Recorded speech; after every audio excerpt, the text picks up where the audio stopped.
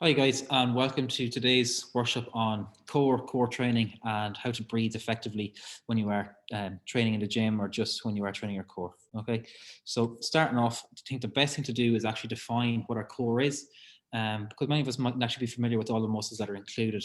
So generally speaking, our core is like the middle third region of our body here in our trunk region. So I'm sure most of you guys are familiar with like your abs or what are called your rectus abdominis at the front. Then they're the most superficial muscles, so they're the ones that we'll see if we're to lose body fat. They're the ones that will appear quickest, or maybe some of them mightn't appear at all. For example, our transverse abdominis. So our transverse abdominis is actually the deepest core muscle that we have in our body. So regardless of how lean you get, you're never going to really see it. In addition to being at the front, it also kind of appears at the side as well. Okay, it's just to be aware of that. Then at the left and right on our side, we have our obliques, which kind of come down at an angle from top to bottom. And then at the back, we have what our QL and our erector spinatus. So our QL is what's called our quadratus lumborum. And it basically connects our pelvis to our spine on the left and right. And then our erector spinae are two really long muscles that run up left and right of our spine as well, up the majority of our back. So in saying that, why do we need to train our core? So there are three main reasons. I put them in order of importance. So starting off, for stability. So just in general day-to-day life, it's really important that you have sufficient stability or strength in your core to actually withstand external loads or external force that may play a role in trying to knock you off balance or whatever. Take, for example, you're playing sports, you're playing soccer, and there's some physical contact involved and you might be knocked left and right. It's really important that you are able to maintain a certain amount of stability in your body, that you can avoid going into certain positions that may put you in a risk of injury. Same goes for when you're in the gym and you're training squats or whatever other movement, that you have sufficient strength in your core that you can maintain a certain spinal position as well as pelvic position, that even when you are squatting heavy or you're doing deadlift variation, that you are not going to put yourself at risk of injury due to excessive overload and doing the exercise wrong, essentially. Second one is force production. So with force production, first off, we have stability. It's really important that we can withstand those external forces. The next one is if we are in the gym again, that we have that strength that we can maintain those positions and lift heavier or work a little bit harder.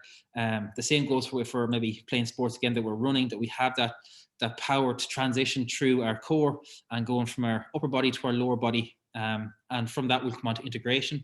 So essentially integration means just our core connects our upper body, so our upper limbs and our upper torso, to our lower body, so our legs and that kind of thing, especially when we're running. And then also when we are in the gym again, we're doing compound exercises. So exercises that train many muscles in our body, more than one. So like your squats, it's really important that we can get into that proper position, that we're safe with our pelvis and our trunk, and that we can withstand that load that's sitting on our back, or if it's a deadlift, that we are nice and safe and that we can work effectively and connect the upper and lower body. Okay, so with that, I suppose this is the kind of the best example and the most common example you might see to compare and contrast a strong versus weak core. So as you can imagine, on the left hand side is a very weak core where there's no core bracing, the muscles aren't trained effectively, and you're essentially not able to withstand external forces or load that's having an impact on the body. And basically your body gives into these external load or forces, and over time you will get injured. Okay, and on the right hand side you'll see, and which we will discuss in a few minutes, are deep diaphragmatic breathing. So you are able to create that internal pressure. So on the right, you see like a full Coke can, no matter how hard within reason that you hit it or knock it off the wall, it's not going to collapse in, because there's so much volume and pressure built inside the can with the volume of liquid that it's next impossible to actually burst it. Obviously, like I said, within reason. Okay, so coming on to that then, core training. So many of you guys are probably familiar with all of these exercises that are on the screen. When we think of core training, our core does an awful lot of work. So our core is involved in an awful lot of things that we mightn't even realize. So first off is our anti-extension. So basically what that means is that we're not overly extending our spine in a position that is essentially not safe, and that over time that we will kind of develop maybe some injuries or develop tight and weak muscles surrounding our lower back.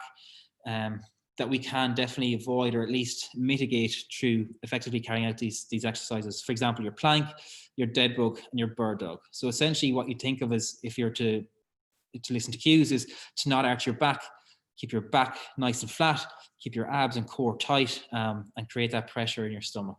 Next one then, and is another very common one, I suppose, if you think about how training your core and how to get six packs that you might see on Instagram or anywhere else, is hip flexion. So when we discuss hip flexion, it basically means like your sit-ups, your ab crunches, your hanging leg raises, anywhere where you're essentially trying to bring your bottom rib, so basically the position where your xiphoid process is, closer to your pubis or your pelvis. Okay, so you're basically shortening this to this. So you're basically bringing those 2 points closer together. Okay, that's what you need to think of when you're in hip flexion or and undertaking hip flexion exercises.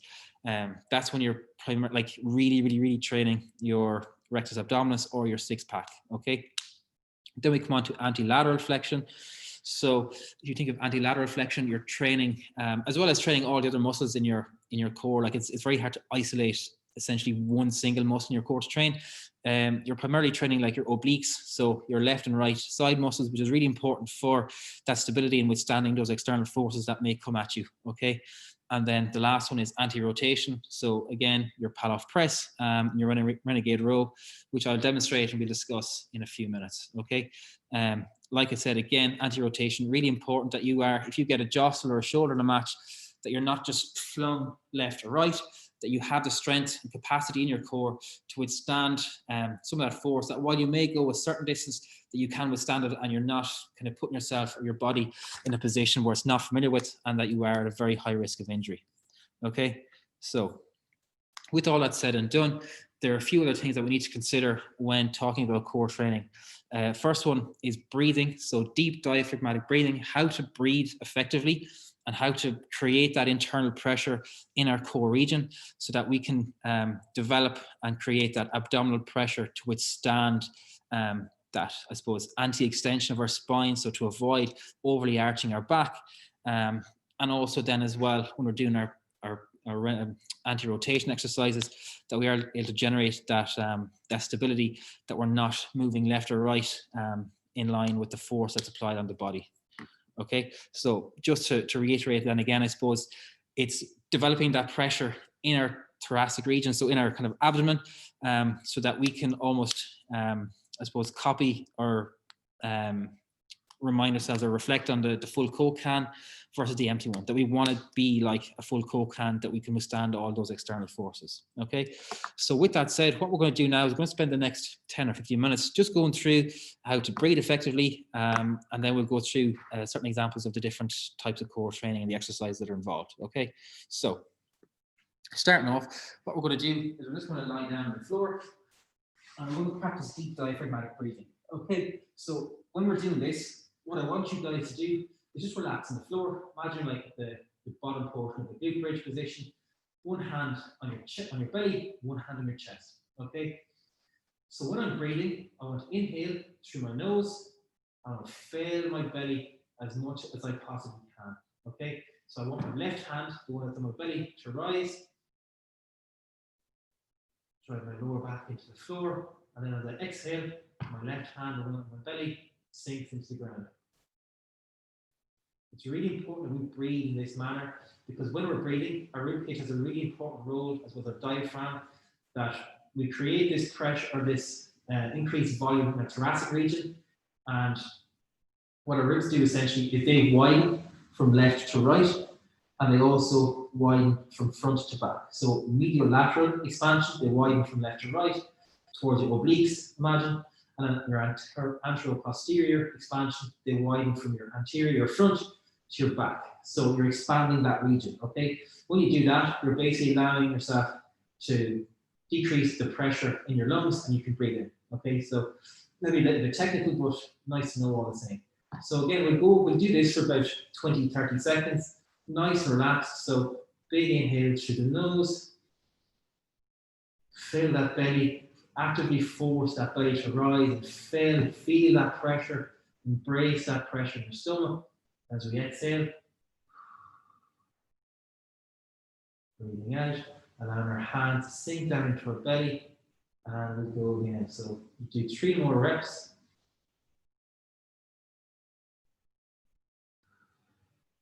Really conscious that we're not just chest breathing, that we are belly breathing, that it's not just our chest that's rising up and down, but it's our hand or our stomach that's moving. Okay, so off we go.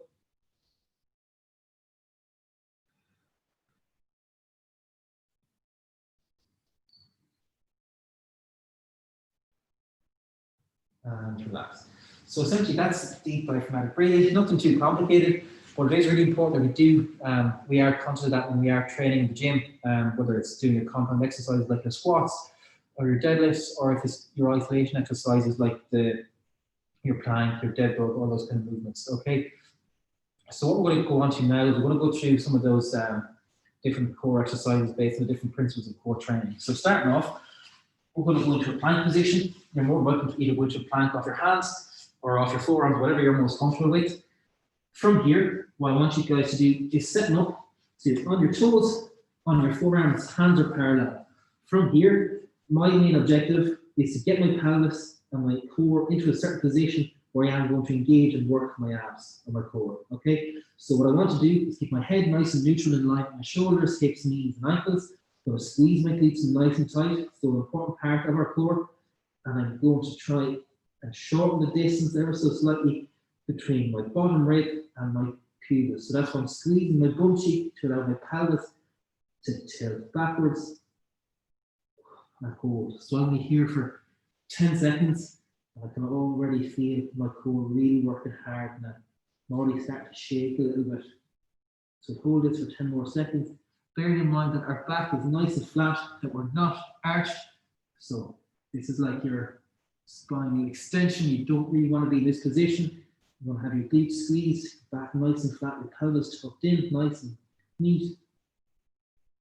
And I'm getting my bottom rib closer to my pelvis and my pubis bone. All right, guys, so next anti-extension exercise we're going to go through is our dead bug. So to sit up with our dead bug, lie flat on our back, legs up in the air, we do a 90-degree angle and in our hips and a 90-degree angle in our knees, starting off. From here, pull our toes back to our face, hands directly above our chest. So basically what I want to achieve here, and I know I'm doing it correctly, when I feel this kind of burning sensation in my abs, but I also have my lower back flat on the floor, insofar as I can't get my left or right hand underneath, okay? I know when I'm like that, I'm in a nice, safe position.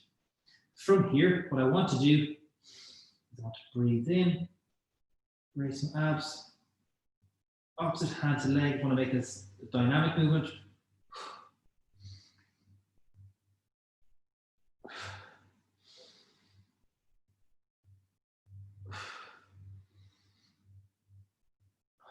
Breathing in as I go out.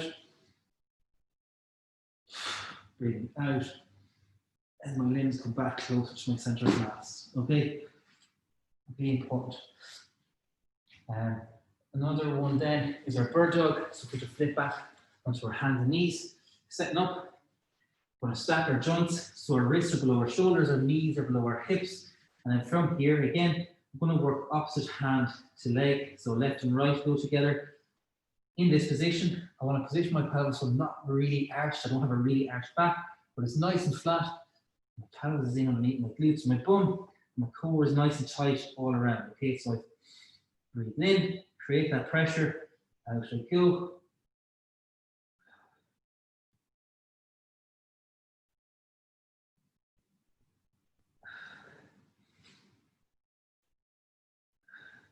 And I swap sides. Okay, so same thing, find that nice flat position.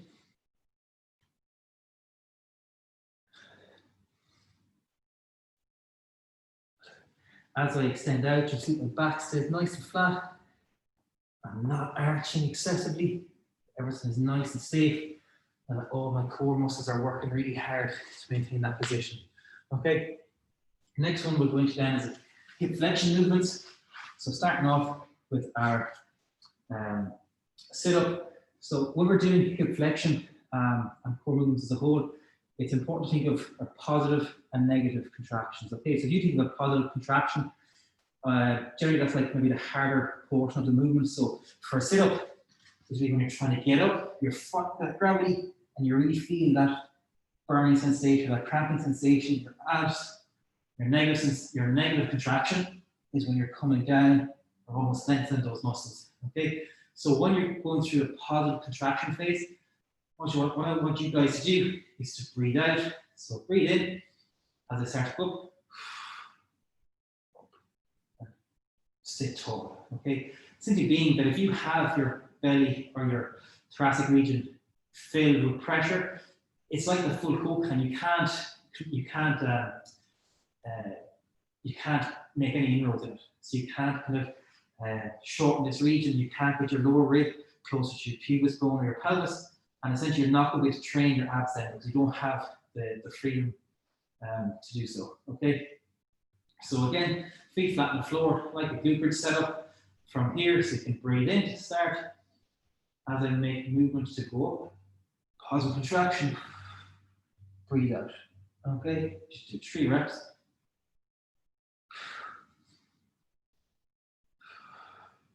And relax.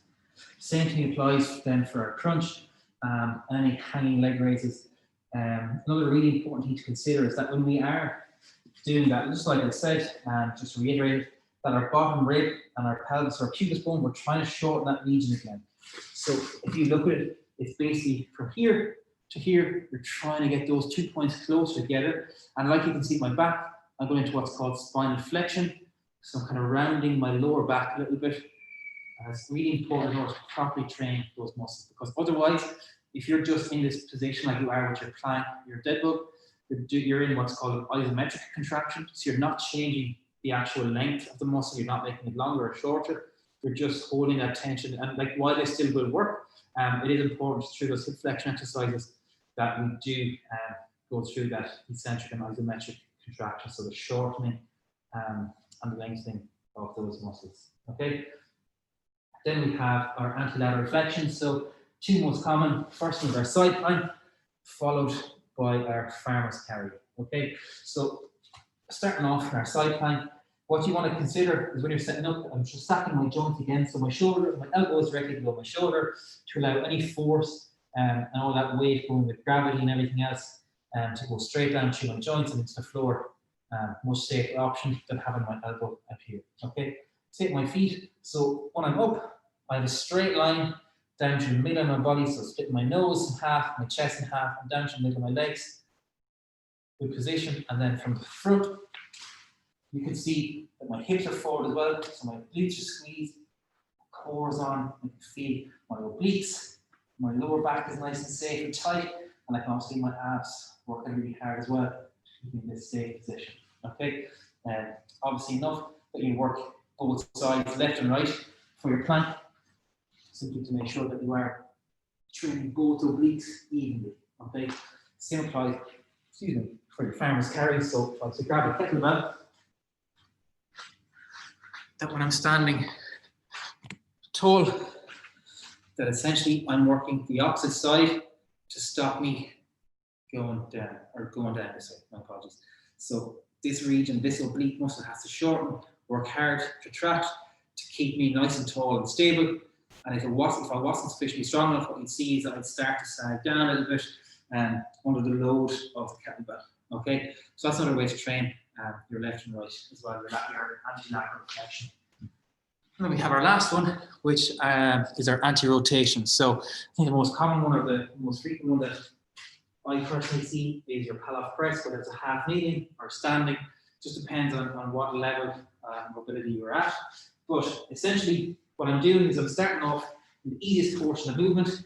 So the band of the force is coming into my body, and then from here, I squeeze my glutes, I tuck down my belly so I don't arch my back, but I position my pelvis posteriorly, squeeze my core nice and tight.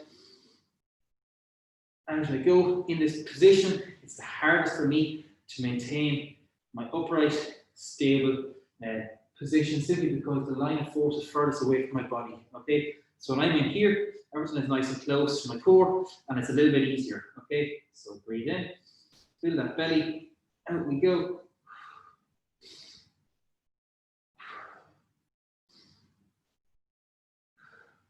Same thing again, just like anti-lateral flexion, so your side plank exercise, it is important that you do train both sides equally, okay?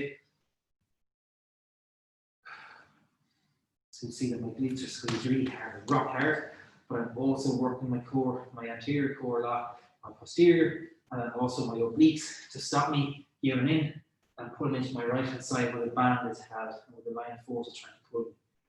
Okay, so they are essentially our 4 primary core training principles. Our core is so much more. So there's also bilateral flexion, there's ipsilateral, contralateral flexion of our obliques, but it's nothing to dwell on or to be worried about. Okay, so I think that's everything covered. If you have any questions, guys, just fire away.